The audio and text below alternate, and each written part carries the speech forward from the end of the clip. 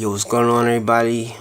It's OJ, and we're about to quickly break down carbohydrates, alright? I want to explain some of the basic science behind carbohydrates so you can understand how they work. See, carbs get broken down into two major categories: simple sugars and complex carbohydrates. Simple sugars have 1 or 2 units of sugar and get digested by the body relatively fast, while complex carbs have 3 or more units of sugar and are digested by the body slower in relation to simple sugars. The first type of simple sugars are called monosaccharides, which is 1 unit of sugar. The 2 monosaccharides you should know are glucose and fructose. Glucose is the main energy source that the body prefers, while fructose is also a monosaccharide that is found in mostly fruits.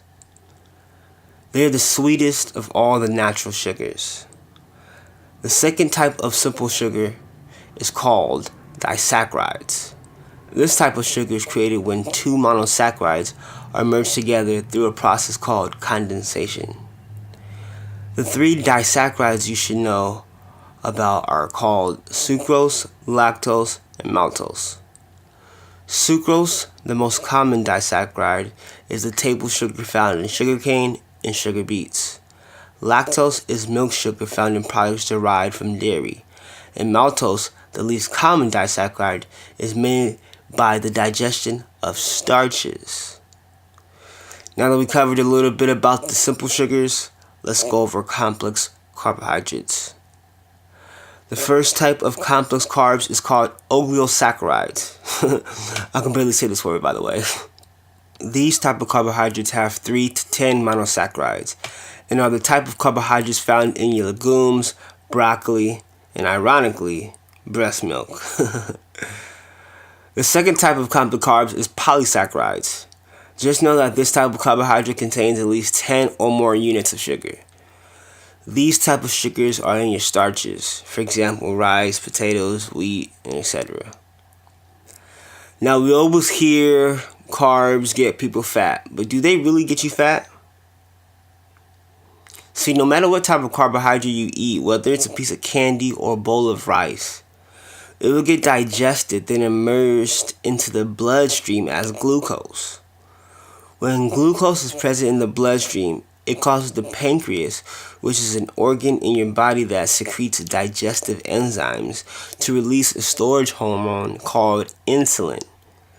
What insulin does is that it transports glucose from the bloodstream and delivers it to the tissues, which include the liver, muscles, and body fat stores. When glucose is stored in the muscles and the liver, it is easy for us to access this energy during exercise or between meals when blood sugar is low. If there is an excess amount of glucose present in the bloodstream and there's no room in the muscles and the liver, insulin has to transport these excess amount of glucose to your fat stores. If you're constantly eating a whole bunch of carbs but not using that energy to do work, and this process continues to happen over time, your body fat will rise. There's a direct relationship with the number of carbohydrates you eat and the amount of insulin that is released by the pancreas. The more carbs you eat at one sitting, the more insulin that will be created by your pancreas to compensate for that. In addition to that, the simpler the carb, the faster it will get digested, meaning more insulin will be created to compensate for that as well. One of the main reasons why there are a lot of sources that tell you to go on low carb diets is because of insulin. When insulin is present, it tells the body to stop the breakdown of fats and influences the body to store fat. If you were to quote that last sentence, it would make sense why everybody would want to avoid carbs and go on low carb diets. I'm here to tell you that insulin promotes fat storage, but it does not make you fat. I'm a living witness. Insulin does cause fat cells to stop utilization for fat and also causes fat cells to absorb glucose and fatty acids, but that's not what causes the increase in body fat. What causes the increase in body fat is taking in more energy than your body is burning. So we're going to make a quick transition into the importance of fiber. One of the main reasons I have my clients fit plants like broccoli, beans, and spinach into their diet is because these plant-based foods are high in fiber. Fiber is the non-digestive part of carbohydrates that helps the food you eat move smoothly along the digestive tract. Fiber also lowers cholesterol, relieves constipation, lowers blood control, and controls your appetite. This is not only beneficial for fat loss, this is beneficial for your overall health. Vegetables that are high in fiber will control your hunger, making it harder for you to overeat while giving you the numerous health benefits that I stated before. Most of the calories you eat from vegetables that are high in fiber won't be digested due to the fiber. As I mentioned before, the body cannot digest fiber. My favorite fiber-rich foods are broccoli, green beans, lettuce, celery, black beans, spinach, cabbage, lentils, peas, and ironically, sometimes though, artichoke.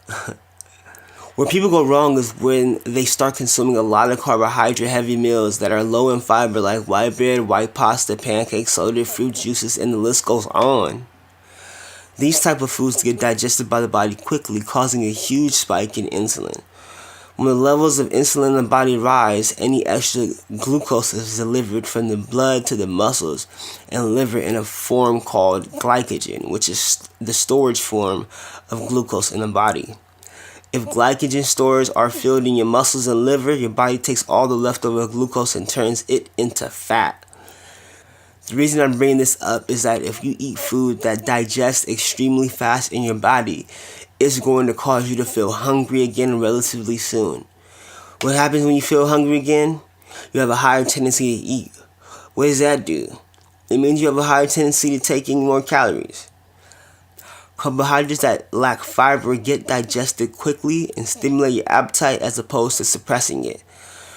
So the reason you may feel hunger after drinking a soda or eating a piece of candy is that these foods get digested so fast that it feels like you didn't eat anything. Not only that, these foods are extremely easy to overeat. If you end up eating carbohydrates that are low in fiber, I suggest you add protein or fats with it as well. For example, eggs with toast, chicken with potatoes, fish with rice. The reason why I recommend this goes as follows. If you eat protein or fats with every carb meal, you are more inclined to have a balanced meal. It gives your body the necessary amount of protein to efficiently and effectively build and retain muscle. Carbs are also easy to overeat, so if you add protein or fats to every meal, it helps control the amount of food you eat. If you add a combination of protein and fats to every carb meal, it will help slow down your digestion and your appetite.